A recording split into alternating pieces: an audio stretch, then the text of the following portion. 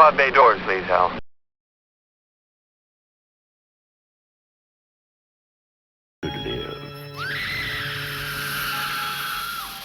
Roger Cobb has come here alone. But no one is ever alone in the house. Leave while you can. No! Sandy.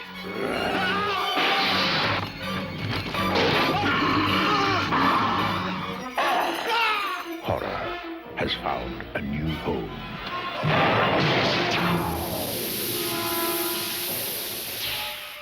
House. Enter at your own risk.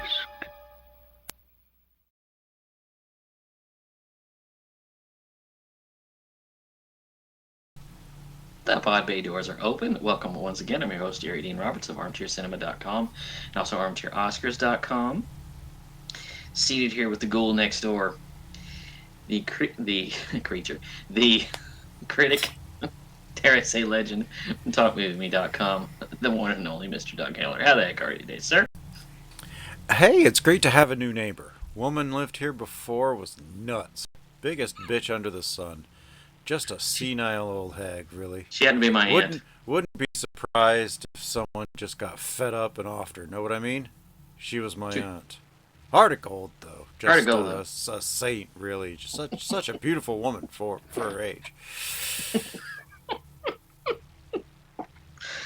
Welcome to week 2 of Turkey Month. And I'm striking back this week because in Shocktober, Doug picked... what was the director's name?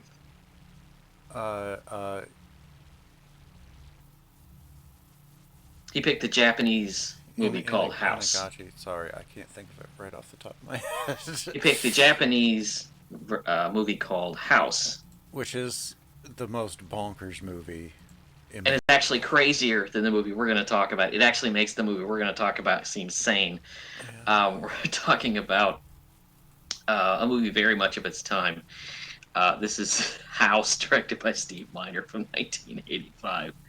Yikes. And boy, I mean, we don't often do TV movies on this, but this might as well have been one. Nobuhiko Obayashi. Nobuhiko, yeah. Okay. I needed a minute on that.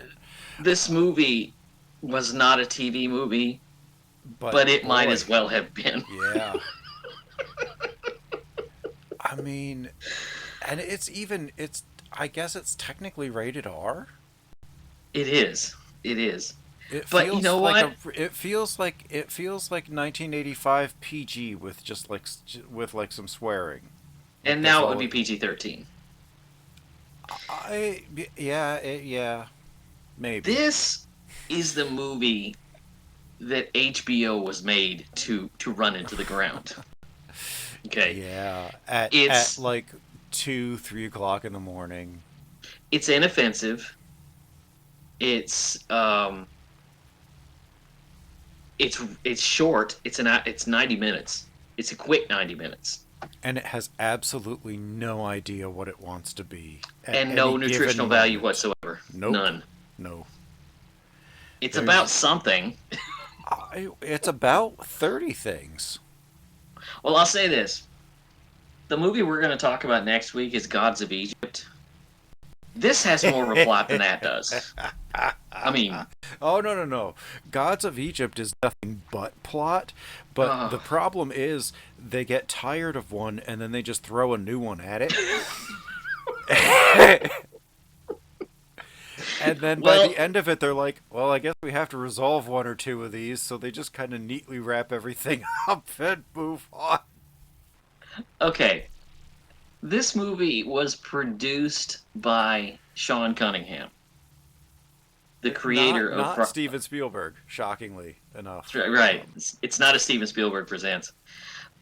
This was produced by Sean Cunningham, the man who created Friday the 13th.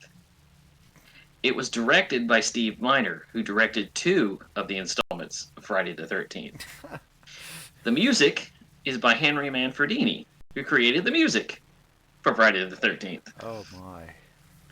And it's written by Fred Decker, the man who wrote Lethal Weapon. Well, I'm glad to see everything tracks out. Everybody in the cast, I swear, has like a pedigree at TV. Somebody has a TV success. Everybody in this movie. It stars William Katt, the star of Greatest American Hero, which a movie that a show that meant more to me when I was 10. Stars. The man looks.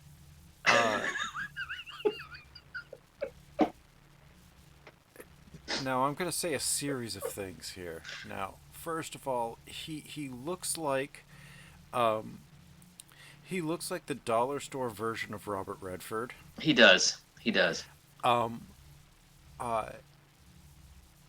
He looks like if you're making a biography of a person who's not very good looking, but you want to flatter yourself, so you cast somebody that looks good but can't act. He's a budget Ben Murphy. He is. And if anybody knows who Ben Murphy is, that is a really huge insult.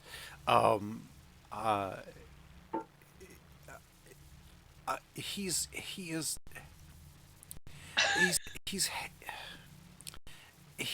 handsome, but he could lay off the perm. He's past his prime. Well, the perm is kind of they've reeled in the perm since Greatest American Hero. That's true. He's past his prime. He's known for two things: Greatest American Hero and Carrie, and I think Carrie was his peak. But if you watch this movie, it's a TV movie performance. It's also got George Wendt from Cheers. Yep. Which I told you that, you said, why didn't you lead with that? That's the. It's kind of like when we were talking about Starship Troopers and you didn't tell me Rue McClanahan was in it. You have to tell me these things. But you've also got Stephen Williams and yes. Mindy Sterling and who else? So got Richard Moll. Yeah, Richard Moll, Michael Ensign. You got Michael Ensign, the hotel manager from Ghostbusters. Yeah. And also the 1%, one of the 1% guys from Titanic. Yeah. He's the one asking the butler for a brandy while the water's around his ankles.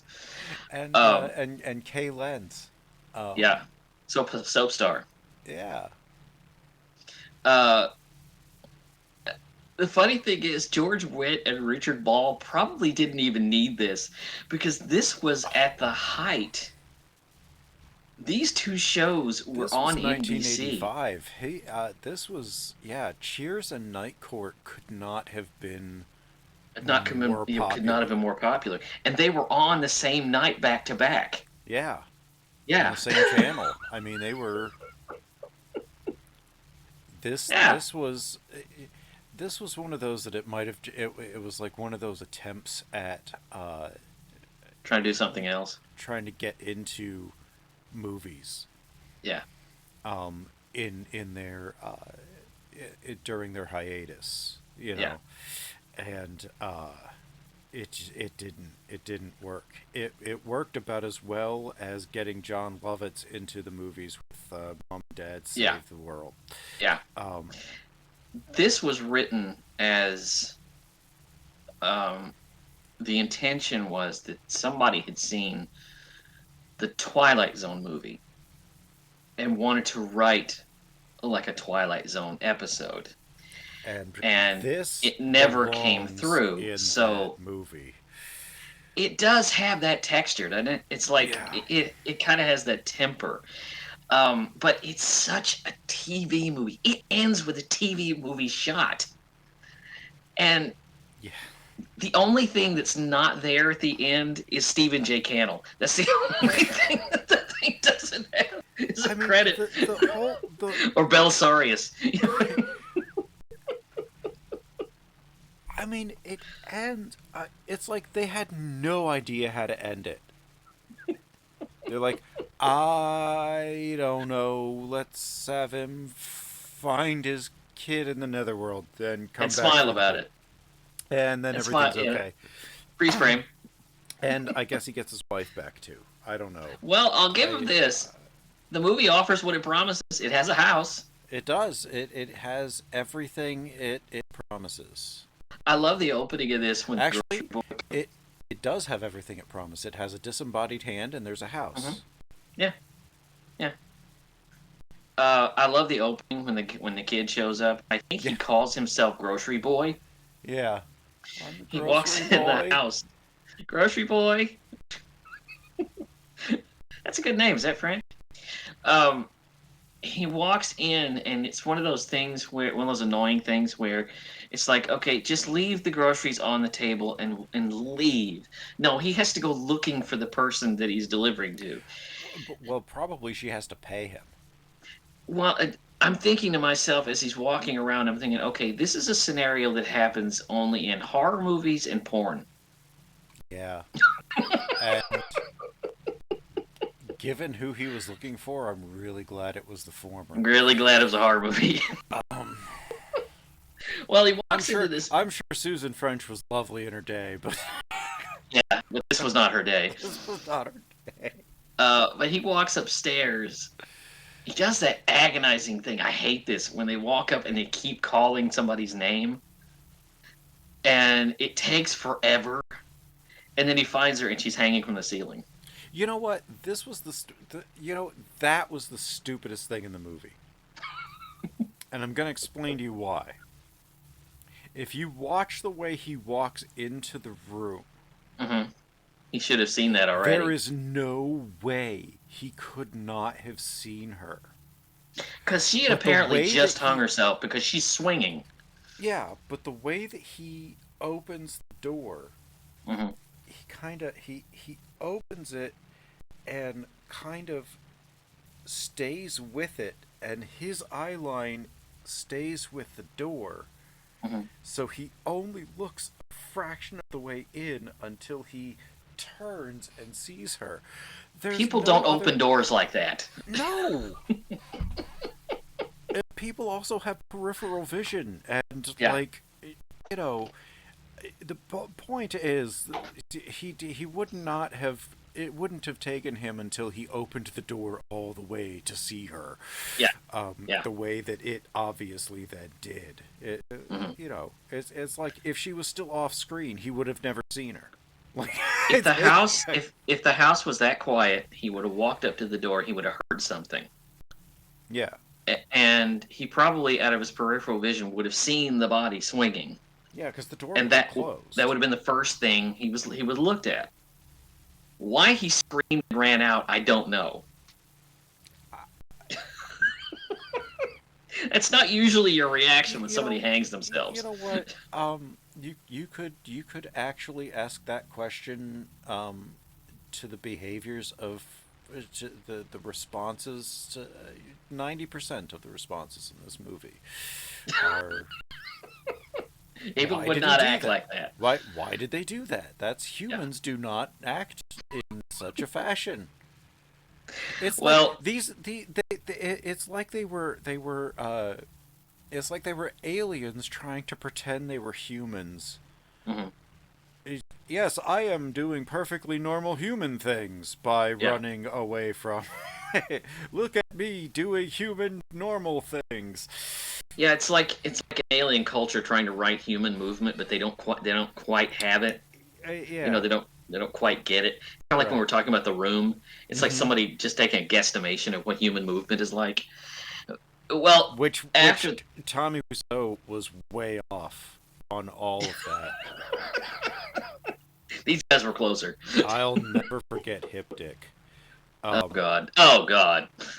At least they walk like humans, unlike Rod from Birdemic. But yeah, maybe they'll fix it in post. But we meet the protagonist, Roger Cobb, Stephen King, and you can tell Not possible. He doesn't write a book every 6 months.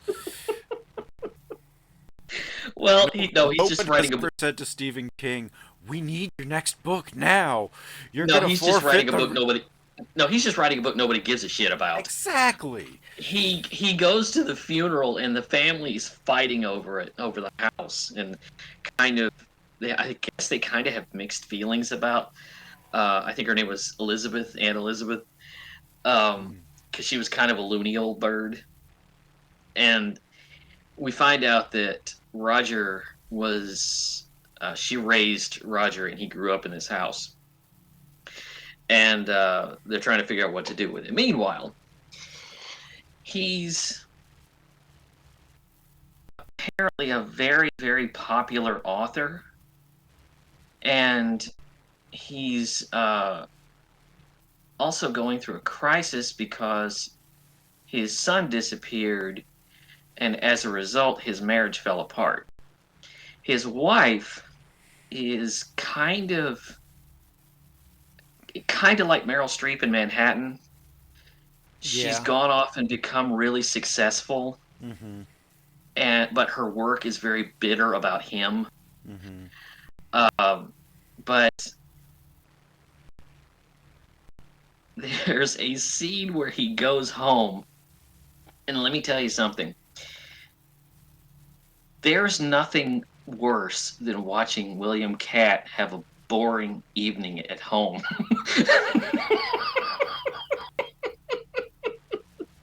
At least This we is didn't follow agony. him. At least we didn't follow him into the He's bathtub. well, first of all, I got to talk about his book signing because this is Was Wayne Knight the guy that said, "What's your next book?" And he goes, "It's about the no, that Vietnam wasn't War." him. No, that was not Wayne Boy, Knight. howdy, does that look like Wayne Knight? But he's got these weirdos, and this is actually kind of accurate because if you ever were there at a bookstore for an Anne Rice signing, these are the people that show up. Actually, this was tame Yeah, because there were no I leashes. I loved the uh, Mindy Sterling. Yeah, Mindy Sterling. Yeah, For those of you that don't know, she's the Frau. yes, in the Austin Powers movies. Yeah, All she does is she's like he's fawning "Oh, over you're his wife. his wife. Oh, I never miss an episode and this and that." It's like, they're divorcing. Why are you telling him His this? marriage is This falling has apart. nothing to do with him. Absolutely nothing. The weird thing is, she's at the back of the line, Yeah. leaned Yeah. over the shoulder of the person in front of her, shouting this to the entire room at him, It- who's 20 yards away. And you get this girl who's like, looks like she's going to a Christian Dead concert. And, you get a guy who looks like Flock of Seagulls. I mean, it's just. And then you get this. I love the guy, the Wayne Knight guy. He's like, "What's your next book going to be?" And he gets real serious. He's like, "It's a personal account of my experiences in Vietnam." And he's like, "The war?" Yeah. Yes. Oh. Oh.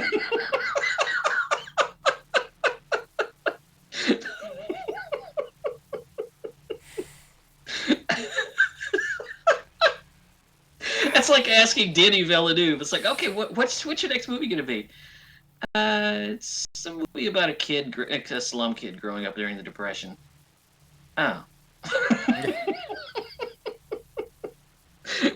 Well, Villeneuve would also have some sort of higher intellectual science fiction to go along with Yeah. the downtrodden child being brought up in the Depression. It would be like some time traveling alien or some sort. But it's like he makes all these epics, and then all of a sudden he makes a personal film for himself, and everybody else is like, "I don't give a shit about this. I don't care. This is you. Make a whole movie. I don't care about this." Yeah. It's kind of like when you go to a concert and they start playing all their new stuff, and the band starts playing all their new stuff, and you're like, okay, I don't want to hear your experimental crap. I want to hear the hits. I'll never forget. It's like when I went to see. I was at a music festival one time, and Styx was playing a free concert. Oh, I'm sorry. Oh, well, free. You still overpaid. And they were not allowed to play any of their hits. So you had to listen to Dennis DeYoung sing all of his experimental crap, and you're just sitting there going, okay, well, I'm getting what I paid for. I argue you would have gotten what you paid for even if they played their hits, but I'm not a Styx fan. It's not as funny. That's not as funny as my experience with Vanilla Ice. The fact that you have an experience with Vanilla Ice is actually kind of funny in itself. Listen, he gave a free concert. This was during the time when he was trying to turn Ice Ice Baby into a speed metal album. You remember that? No, thankfully I don't. He did. He tried to reformat it as speed metal. He goes to the concert and he throws copies of this album out to the audience, and they threw them back.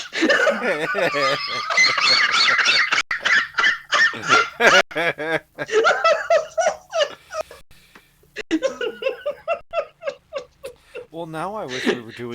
No.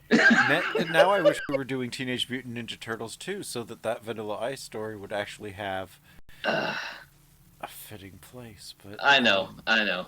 It's just. But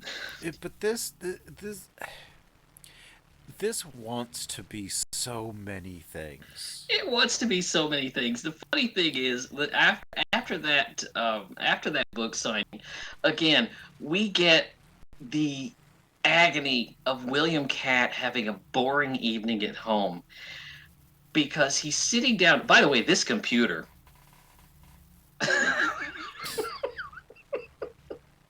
He can't get past the title. And given that, well, it's this. I think this is 85, so this is before Windows. Mm-hmm. So he's writing it on DOS, and which means his monitor, his desktop, is about 5 times larger than his monitor. Yeah.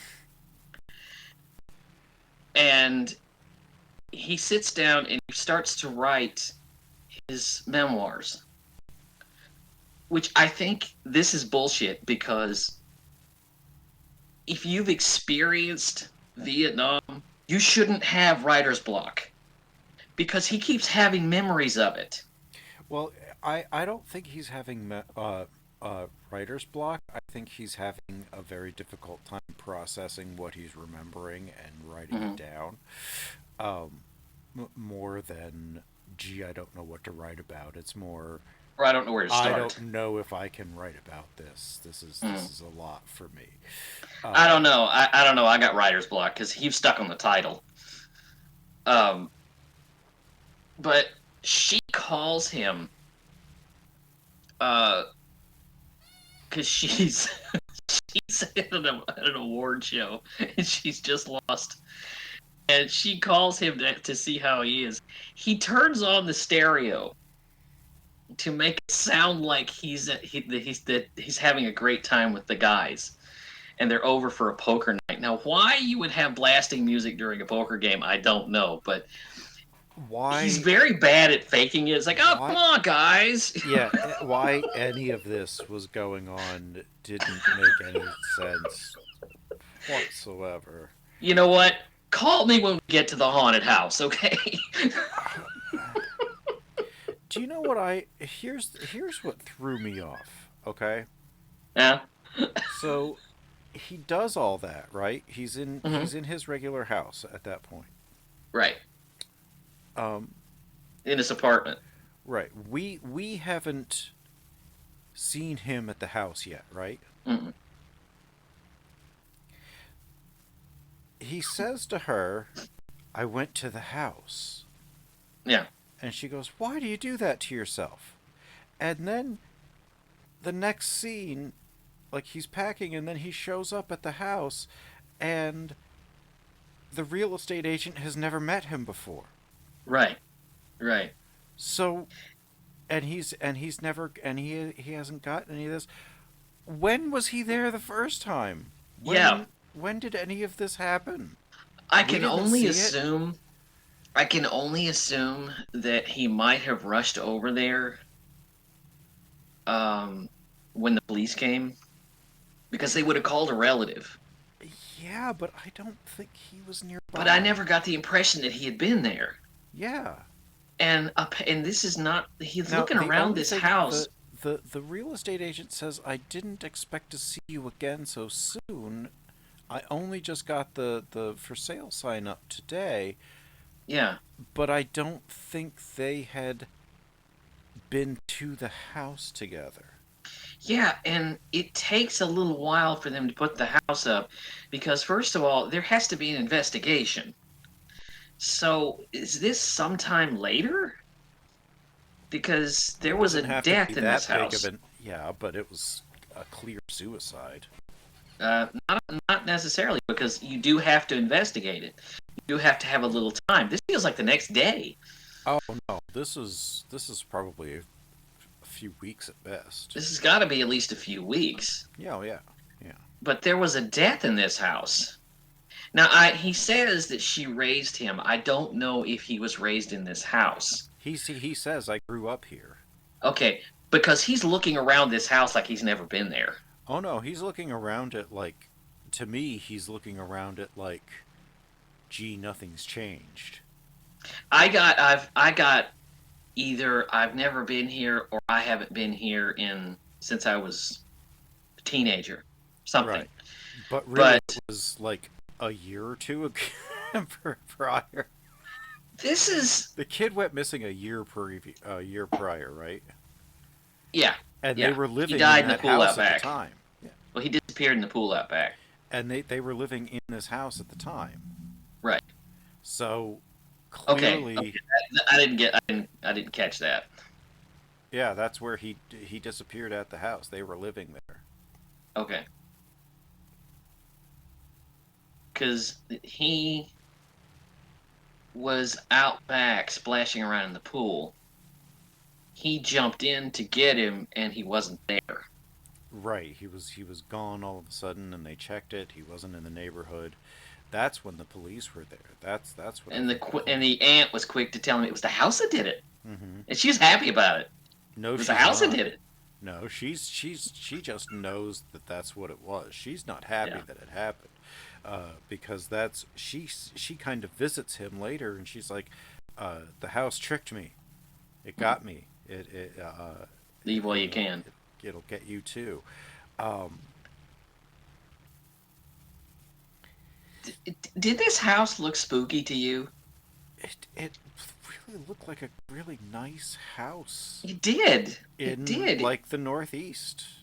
Yeah, it looked like one of those houses where you'd have a family drama about a nice upper class white family. Um, it didn't look all that spooky to me. It wasn't the Bates house. It wasn't quite because what makes a house spooky is, to me, a good haunted house is closed in. You can kind of feel the walls a little bit. I never felt that here. Yeah, no, this is just a.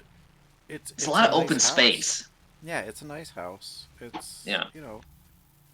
it's uh it's not as big as, but it is decorated to the teeth as the house in Fanny and Alexander. Yeah. But it looks like a nice like maybe Massachusetts, maybe Maine New England. New England house.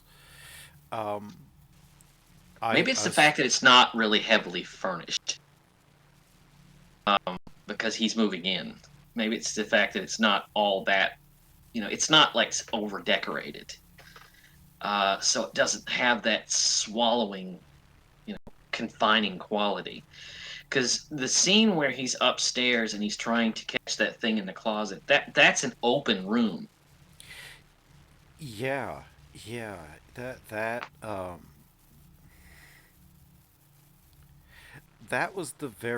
was the moment. That was the moment things turned for me. Um, Turned in what way? well, I'll tell you. Um, they, j- uh,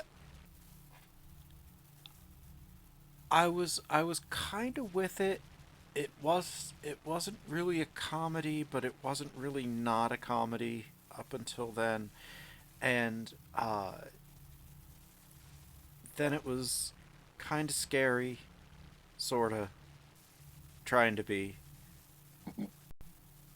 And then he shows up in that military gear with all those cameras. When he pops up, Beta. I saw that and I said, "Well, okay. Well, now this is just goofy. How 'Cause am I he opens supposed to the feel closet. bad about anything that's going on now because it's just so silly?" He opens the closet at one point, and this leftover from Hellraiser jumps out. Um, and tries to attack him, which I gotta admit, I'll give it to this movie. When he opened the door and that thing jumped out, I got a little, I got a little jump. I got just a little jump. So I'll give it to the movie for that. Um, but he halfway becomes obsessed with it. Halfway, But only halfway. Like he's not obsessed with it. right. There's no. It's one of the things that he's kind of dealing with. It's like he knows he has a mouse, and Mhm. he's dealing with it when he has a few minutes in between writing and dealing with other stuff. Yeah, Now, um, this is not how I would have dealt with it, uh, but to each his own. You know what? You know what's s- you know what's even scarier than that is that V-neck. right? My God, There is he a scene. forgot the I think rest of his it's shirt. the next day. He goes outside. He is wearing a V-neck that I swear goes all the way down to his balls, and Seriously, it's like huge. this is just like, I mean, if he could have worn a sign that said "I waxed my chest today," he would have. Like, Warning: I wax chest. I mean,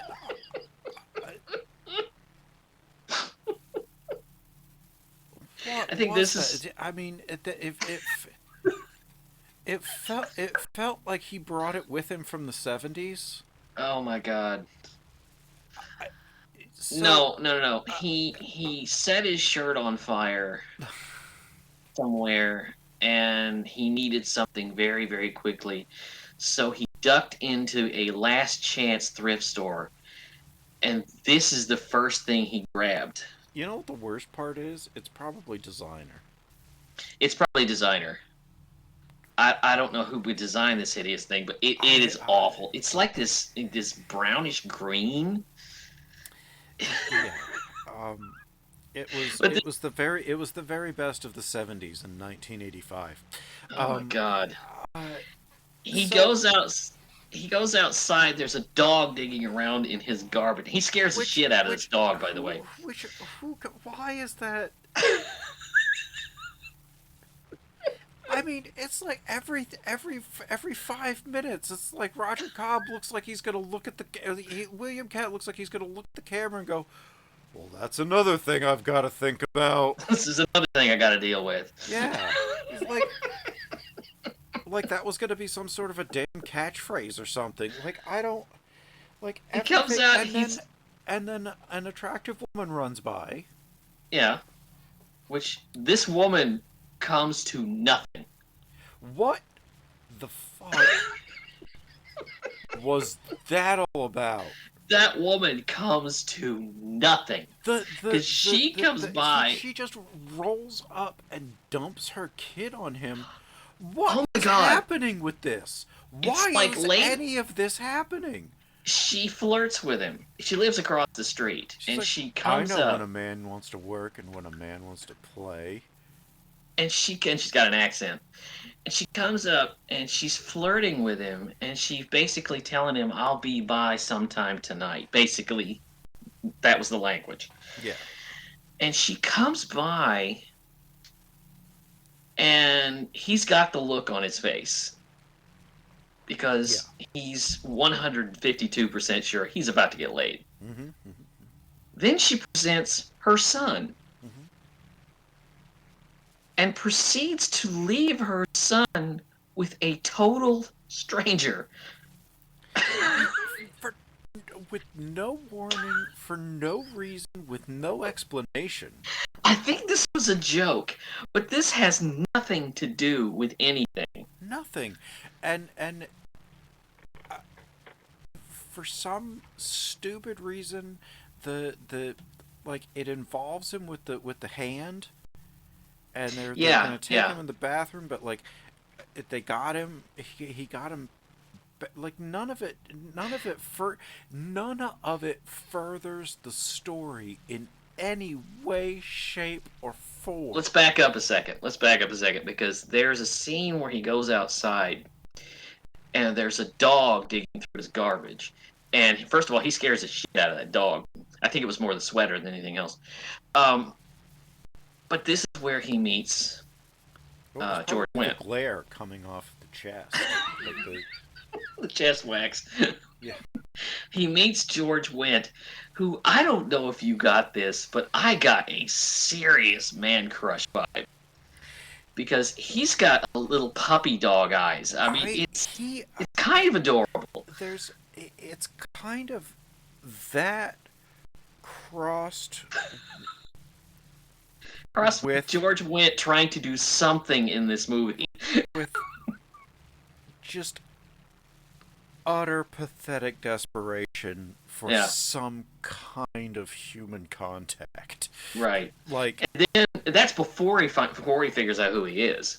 Right. And I love at some point he's like, well, right there he's like, you know, you and the family can come over. I guess I could whip something up. It's like, you're inviting them to dinner, but you have no dinner. Right. He says, "Can I get an autograph?" To which he pulls out the copy of his book that looks like he pulled it out of a wood chipper. Yeah. It's like, what have you been doing to this thing? I don't think we want to know. I mean, what have you been doing? Just taking one page and ripping it out and reading it on the can? I mean,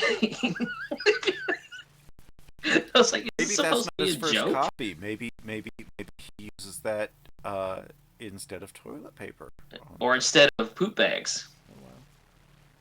He wants him to sign it, and he just sort of hands it over to him. But again, it's such an adorable little man crush thing.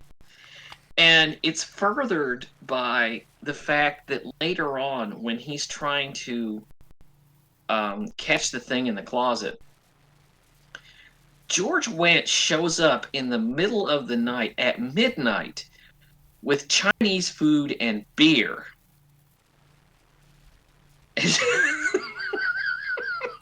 Well, he says, "I hope I'm not late."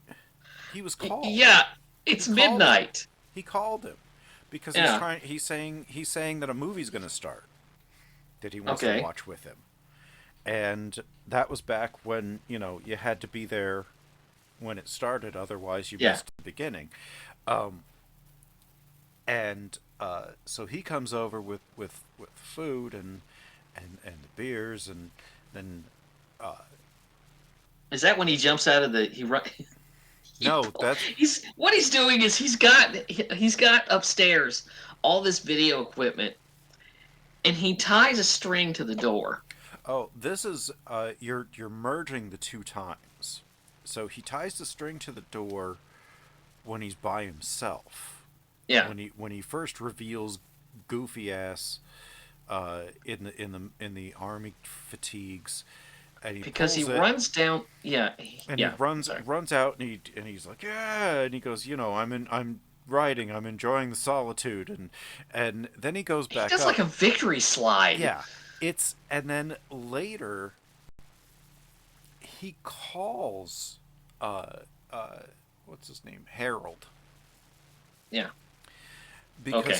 he wants Harold to come over to shoot the thing in the To closet run the video equipment. and to use the harpoon gun that Right. nearly killed him at the beginning. Yeah, that the real estate agent nearly kills him with. I love his reaction to that. Like, oops. Oops. What was that all about? Yet again, you could finish a question with you could finish every scene encapsulation with what was that all about? He goes downstairs. There's a scene where he goes downstairs because shit just keeps happening. He goes into the parlor. Yeah, but at a very, very slow rate. He goes into the parlor, and the marlin mounted on the wall has come to life, and it's flopping around. Yeah. And it's not singing, unfortunately. I was a little disappointed in that. It could have been Big Mouth Billy Bass's Yeah. predecessor. Yeah. Yeah, yeah. But it comes to life, and the way he takes care of it is he goes to the shed and he gets a double-barrel shotgun, Well, yeah. which, Granny living by herself, always has a double-barrel shotgun, As you do. as you do. And but this is like an Elmer Fudd shotgun, and he comes back and he blows a hole in it the size of a dinner plate, And then he puts a little cloth over it. and it screams like an ailing cat. So, I mean, and then The cops show up. oh, no, the cops don't show up there. No, the no, cops okay. show up later because the creepy hag monster comes at him, and he shoots her, and No, that's because the wife shows up. The ex-wife but shows it's up. not really her. It's not really her. But there's a point where she drops something on the floor. She reaches down, and when she comes back up, she looks like a deadite. I don't know. Yeah, she looks terrified. He shoots her, and then he goes out, It's and a it's blob. Yeah. It's this weird deadite-looking blob. but then it's the wife again out Right. on the front step. I love the That's way when- he handles this. That's when the cops come because Harold calls him and says there's a suicide attempt Yeah. next door. What I love about this is what he does, because he hears the sirens and he runs and he sits down on the front step with a rag and he starts polishing. Yeah. You're not fooling anybody. I really Stephen Williams can deliver anything any way. But I Stephen love- Williams should have played Roger Cobb. Are you Roger Cobb? Do you mind if I ask you Yeah. something? Yeah. Yeah. Can I use your bathroom? Okay, Steve Miner, you're not Hitchcock, okay?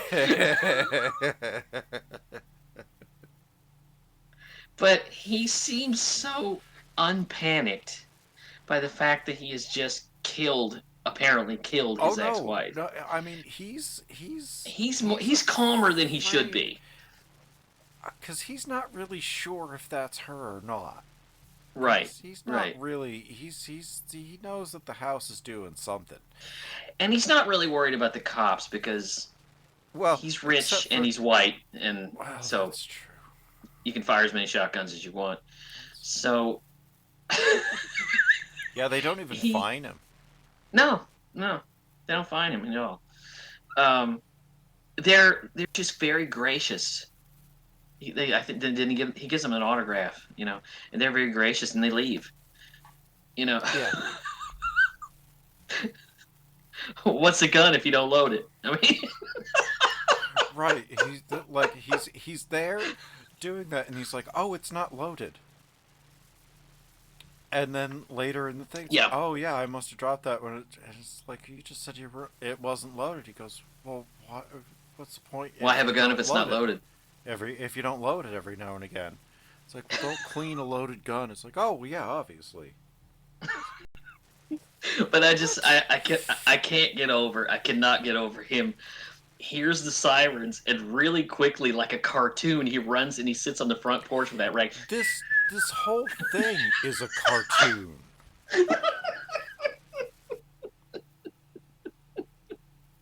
I think that might be my favorite moment in the movie because it was like, I I don't think the best actors could pull that off. I mean, it's just, you know, I mean, I don't know.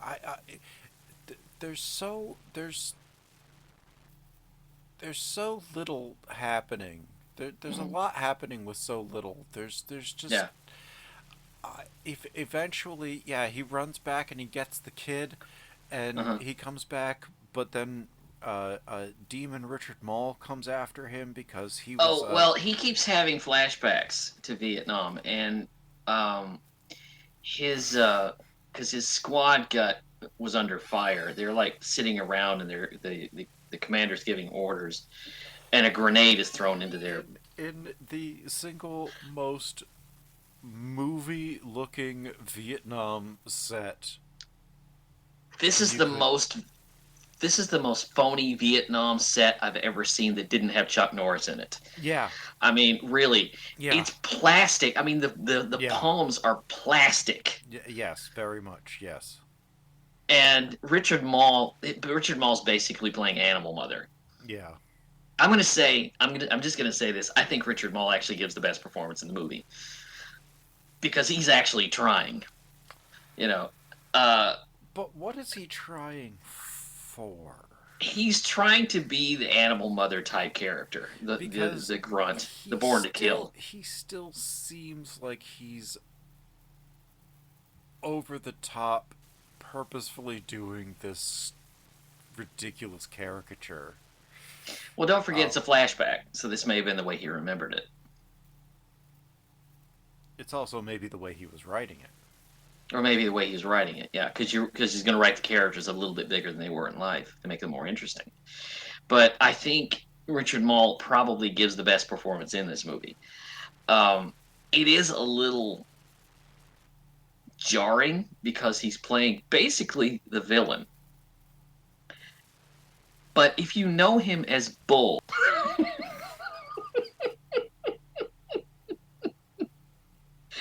who's this gentle giant, I mean, it's a little disconcerting. And oh, by the way, This Richard Moll with gentle hair. Richard idiot. Moll with hair is hilarious. Yeah, that's weird.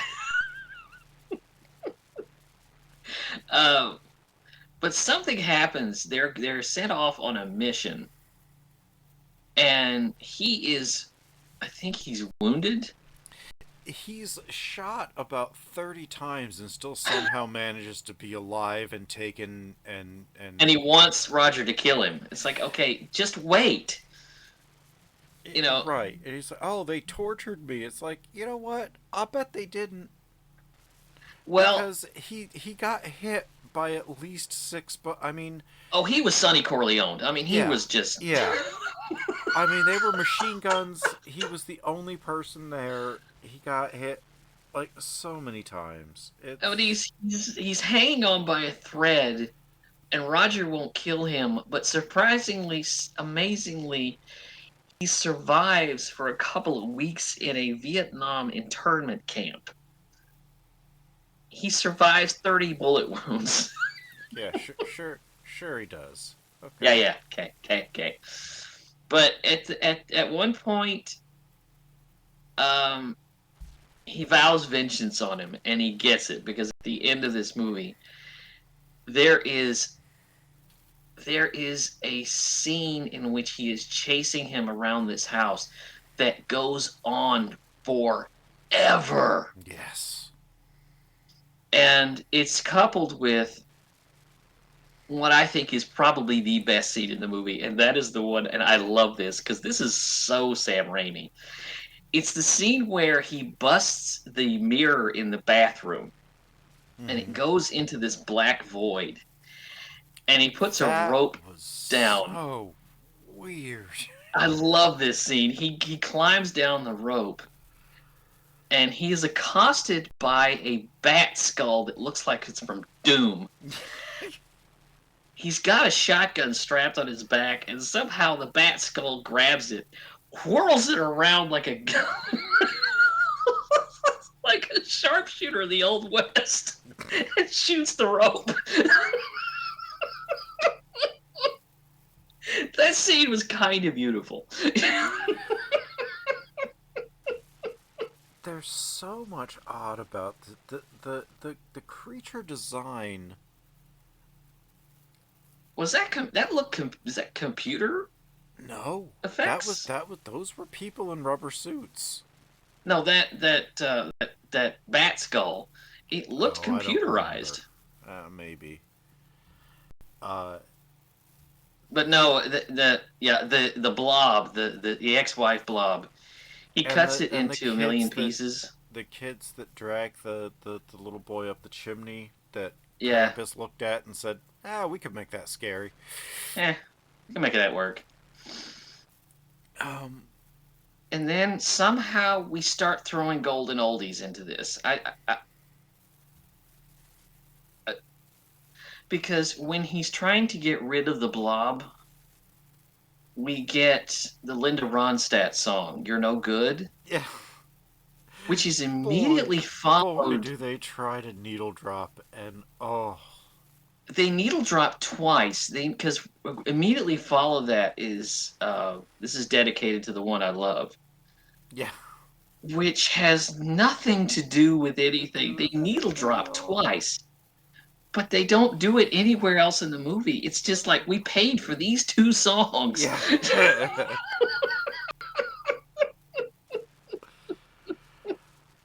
And we don't know where to use them. We don't know where to put them. These were the two songs in the catalog that we could afford.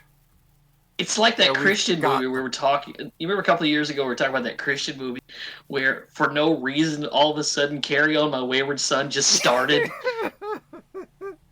There wasn't a purpose to that. It just happened.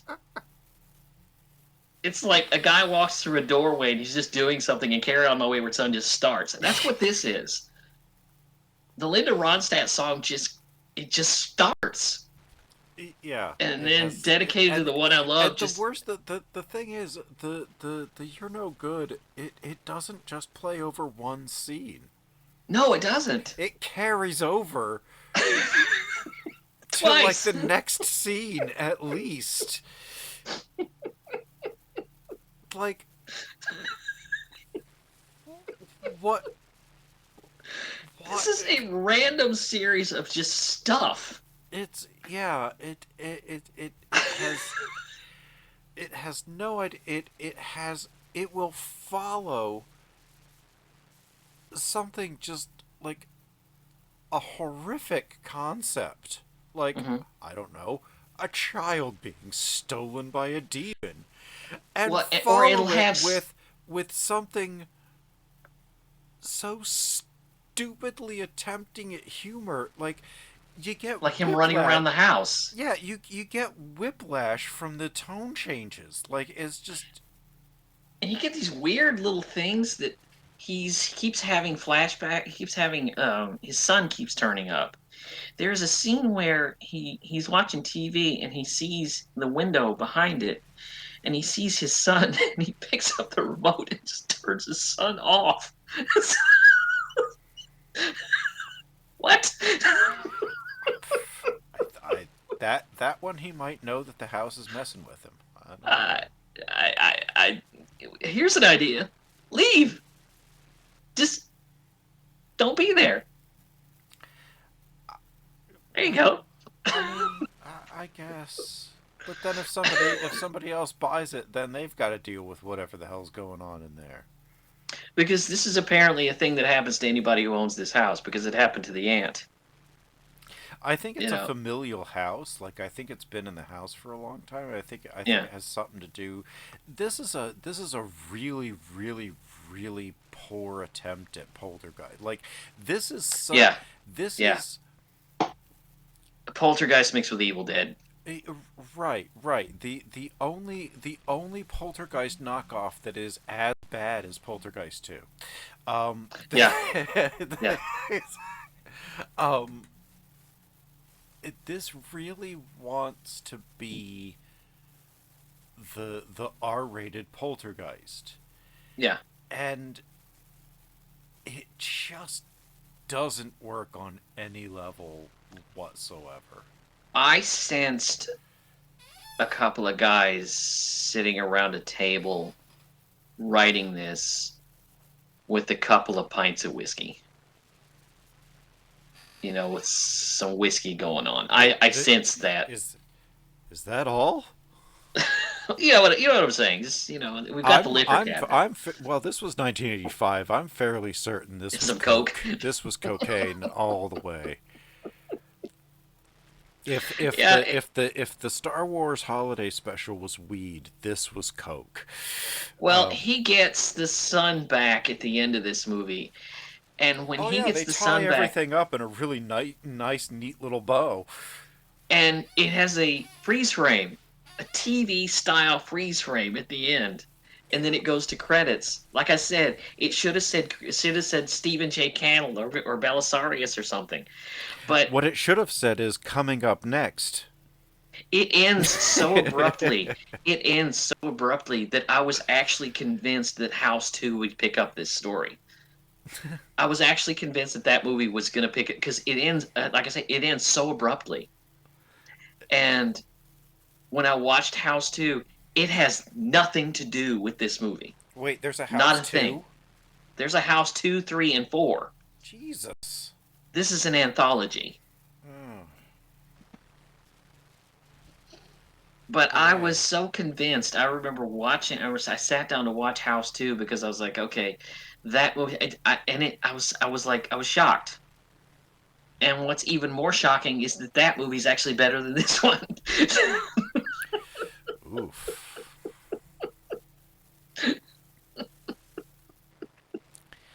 Yeah, this is a That's series. a really low bar. I had to say That's low bar. that's a low Yeah. bar. Um, This is a fact. This was fascinating. I was like, okay, it's not unwatchable. no, Um, I watched it twice, but it's not. Well, it's not what one would call good. good. Yeah. it's it's one would not confuse this with quality. Well, I'll Um, say this: it's more put together than the movie we're talking about next week. oh my, oh, you know what? I saw Gods of Egypt in the theater. I'm sorry. I'm really sorry. And I wrote a review of it. Oh, mother of And God. I I have since rewatched it, and actually Mhm. I've seen the first half hour second third time. I was gonna try to rewatch it, and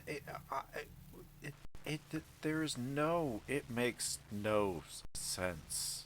I'm gonna save all my jokes and anecdotes for the show because I'll be here all night. I mean, It, honestly, I can't. I'm oh just gonna save it for that. But honestly, the weird thing is, House is not bad enough to be trash, but not good enough to be watchable. I don't know yeah, how else to describe it. yeah, no, it's in that sweet spot of you just don't want to deal with it. No, no.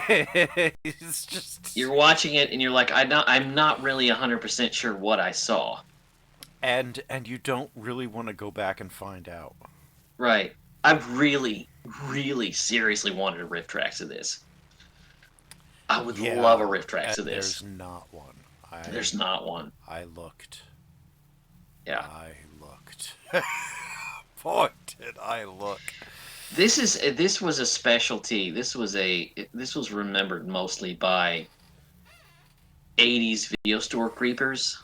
Yeah. I Because can see if you that. went into, because by the way, the poster to this is kind of cool. The poster to this It's is like the only thing that's like scary about it. Yeah, but it was in every single video store. I mean, everyone, and you were drawn by that poster art of that disembodied hand ringing that doorbell, Mm-hmm. but it was always there, and it came on HBO, and it played on HBO about 20 times a week, so you couldn't avoid it. So time's not been kind. Yeah, I had not seen this before, and I'm not sorry that I had not seen this before. Yeah. All right. But that's all I have. That's all I have. That's all there is. Yeah, there's. I think we probably talked about it more than the writers did while they were writing it. Yeah. Yeah. You can Get me out of this house. You can catch all of our back episodes at the podbaydorspodcast.wordpress.com. You can listen to us on iTunes and on YouTube. Hit the like, subscribe, and notifications buttons there. You can find us on Twitter, as long as that lasts, at pod_bay. In whatever shape that may be in. Knows. You can copy and paste that and find us on Patreon at the same handle. We thank you so very much for listening. The Pod Bay doors are now closed. The mission has been completed.